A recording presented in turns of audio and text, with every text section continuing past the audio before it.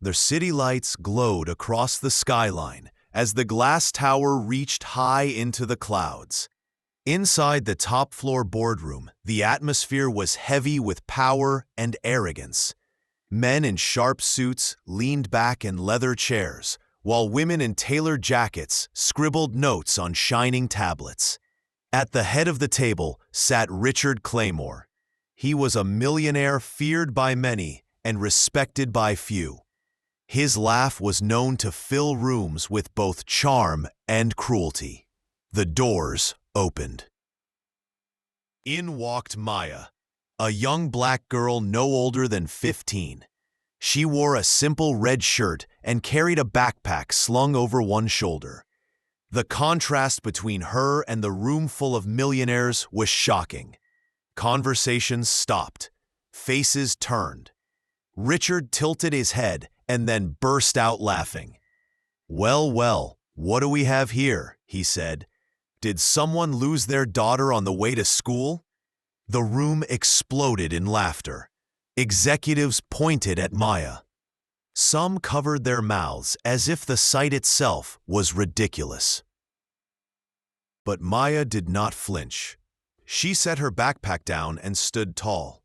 Her eyes locked on Richard with calm determination. When the laughter finally faded, she spoke clearly.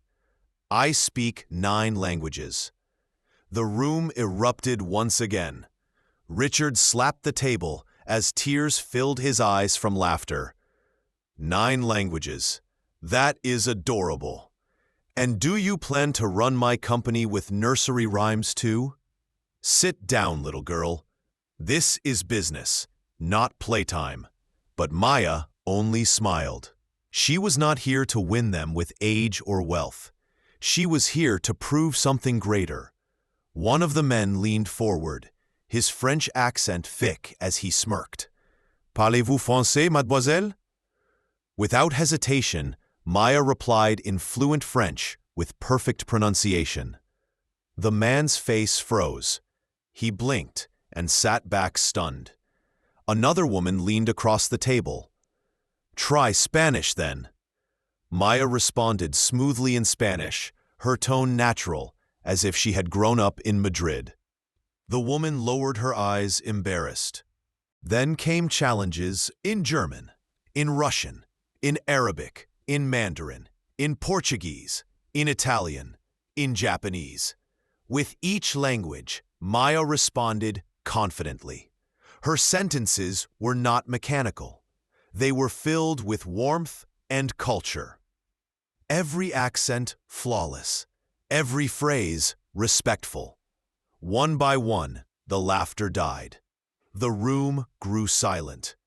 Chairs shifted, eyes widened. Those who mocked her minutes ago now stared as if witnessing the impossible. Richard's grin faded. He leaned forward, narrowing his eyes. Impressive party tricks. But languages do not make you powerful. Money does. Maya stepped closer to the table. Money buys things. Languages open worlds. You can hire translators, but you cannot buy respect. Respect is earned when you speak to people in their own tongue. Just then, Richard's phone buzzed. His assistant whispered nervously, "The biggest Chinese investor is on the line. They are hesitant about signing the deal." Richard smirked. "Perfect." He shoved the phone toward Maya. "Prove it. Convince thee." The room held its breath. Maya pressed the phone to her ear. She greeted the investor in flawless Mandarin, her tone respectful yet confident. She listened carefully, responding with empathy and precision. She spoke not as a translator, but as a bridge. She understood cultural values. She referenced proverbs. She showed humility, yet strength. On the other side of the line, the investor chuckled warmly. His voice grew more enthusiastic with each exchange. Within minutes, he agreed not only to sign the deal, but to double the investment. When Maya ended the call, the assistant gasped. They signed. They doubled. The room exploded in shock. Richard stood frozen, His arrogance shattered. He looked at Maya, as if seeing her for the first time. "How did you do that?" he whispered. "Because I did not see them as clients," Maya replied. "I saw them as people. People who want to be heard, not just sold to. That is the power of language." The executives clapped. Some even stood applauding. The same people who mocked her now treated her with respect. Richard lowered his eyes, humbled for the first time in years. From that day, Maya's name spread through the business world. She was no longer the little girl with the backpack. She became a symbol of knowledge, resilience, and the power of communication. She used her gift to build her own consultancy. She trained leaders. She helped companies bridge cultures. She became a voice that united nations and people. And Richard, he never forgot that day. The sound of his own laughter turning into silence haunted him. He learned a lesson he carried for life. Never underestimate someone because of how they look. True power does not always wear a suit. True power speaks the language of respect. Years later, Richard told the story again and again. He described the moment a young black girl walked into his boardroom. He described the laughter. He described the silence that followed. And he admitted that she taught him more about success than money ever could. Maya stood one day on a global stage. Leaders from every corner of the world filled the hall. She looked across the crowd and spoke with calm authority.